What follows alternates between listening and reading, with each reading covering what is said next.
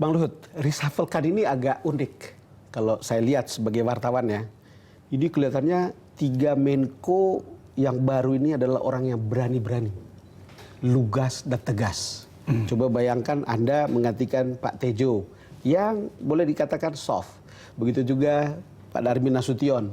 Begitu juga Rizal Ramli yang menggantikan Susilo Yudhoyono. Kalau Abang lihat gimana? Saya kira Pak Presiden punya karakter yang ingin lihat keadaan ini, cari orang yang menurut saya nih ya, orang yang istilah beliau itu petarung begitulah kira-kira. Jadi saya melihat memang cocok ya. Jadi saya merasakan bahwa misalnya Pak Darmin sekarang koordinasi dengan Pak Bambang bagus, lebih agresif. Koordinasi sekarang BI bagus. Itu juga karena strategi yang dilakukan oleh mereka itu bagus dan saya kebetulan di brief juga. Karena tentu kami sekarang kerja antara keamanan dan ekonomi itu jadi kerat. Karena saya kebetulan ngerti ekonomi juga. Jadi itu bagus dan Rizal Ramli juga saya lihat juga melakukan pekerjaannya cepat juga. Bagus ya, sedikit genit-genit tapi oke sih. Enggak, sekarang udah baik-baik, mungkin day one masih ada sedikit. Tapi saya pikir overall Presiden puas saya kira ya dengan apa yang ada sekarang dan saya lebih confidence lagi melihat ini sekarang teamwork ini akan lebih bagus ke depan, akan bisa bikin lebih baik lagi karena orang-orang ini saya lihat tidak bisa, orang yang punya pendirian dan punya keberanian mengatakan yes, mengatakan tidak juga begitu. Bang, kata kuncinya petarung. Itu juga judul yang kami pernah kasih di sini ketika saya menginterview Pak Rizal Ramli. Petarung untuk apa sebetulnya? Ya, petarung sebenarnya untuk negara ini kan. Sekarang dalam kondisi seperti sekarang ini kita butuh satu teamwork yang diisi orang yang berani mengatakan ya dan berani mengatakan tidak. Dan membuat keputusan dan bertanggung jawab. Nah, decisive. Decisive. Dan itu saya lihat ada di 3 itu.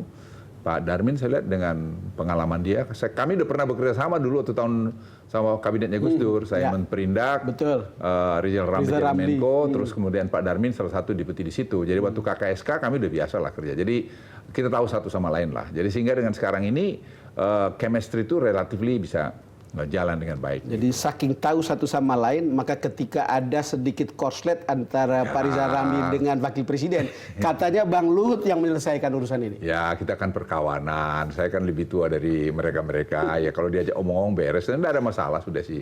Dan saya kira Rizal dengan sportif juga ngakui minta maaf pada pada Pak Darmin kalau ada kurang misalnya seperti. Jadi saya lihat sih ya bagus lah. Sekarang lihat akhirnya buahnya hari inilah kita lihat. Dan saya berharap tentu akan ke depan lebih baik. Memang orang suka mengatakan bahwa jangan over confidence. Kita enggak, kita realistis kok lihat angka-angka itu. Kita tiap hari kita lihat angka itu. Dan dari angka-angka ini juga kita tahu bahwa sebenarnya kita istilahnya itu we are on the right track gitu. Bahwa ini belum bisa semua diselesaikan, tidak overnight. Nah, kita masih melihat bahwa ada beberapa bulan lagi ke depan. Tapi kalau kita nanti bisa menyelesaikan nanti kuartal 3 dengan 4 ini lebih bagus dan saya kira akan lebih bagus karena ada pilkada, akan banyak anggaran, penyerapan bisa bagus. Saya tidak terlalu heran kalau kita bisa mencapai 5% sekitar itu nanti pada akhir tahun. Jadi masih sampai optimis di situ. Oh ya, masih. Bang Luhut, ini ada satu gejala yang untuk saya sangat menarik. Ya. Kegaduhan Pilpres sebelum dan ketika Pilpres dan beberapa saat setelahnya sekarang senyap. Apa yang terjadi sebetulnya sampai kemudian bisa begini? Orang lihat bahwa politik kita makin stabil, bukan? Ya, itu betul. Saya kira sederhana ya. Saya pertama mesti katakan bahwa ini satu mana-mana kalau saya di ceramah juga di luar, di mana di Singapura, di Hong Kong, di Amerika, di Boston kemarin saya bisa sampaikan. Kita prove it bahwa demokrasi kita ini sudah matang gitu loh. Kenapa? Teman-teman dari yang berseberangan dengan Pak Jokowi waktu itu kita ketemu bicara, kita sekarang bicara untuk apa? Kepentingan nasional. Mari kita kerjasama. Sepanjang itu tadi program itu memang bantu untuk kepentingan rakyat banyak, ya Anda dukung. Tapi kalau program itu tidak membawa kepentingan pada orang banyak, jangan dukung, serang aja. Nah, nanti kalau kita mau tarung lagi tahun 2019 saya tarung aja. Tunggu 2019. Lah iya dong. Nah, tapi disitulah saya bilang kematangan daripada semua kita yang berdemokrasi ini itu sepakat sehingga orang melihat dan Amerika atau bule-bule itu kagum. Dia bilang masa begitu? Ya faktanya begitu. Bang, dengar-dengar yang inilah yang Anda katakan juga kepada Pak Prabowo. Ya, saya dengan Sehingga Prabowo kemudian teman bisa baik. bertemu dengan Pak Jokowi di Istana Bogor. Ya, saya dengan Pak Prabowo kan baik. Kami bertahun-tahun kenal lah. Ya ada beda-beda biasa lah. Tapi udah makin tua kita makin matang lihat national interest is number one lah. Jadi akhirnya kita lihat nomor satu ini. Nah Pak Prabowo saya pikir sebagai negarawan dia bilang oke. Bang betul juga. Saya bilang kalau Anda mau maju lagi 2019 maju aja, siapin lagi, tarung aja.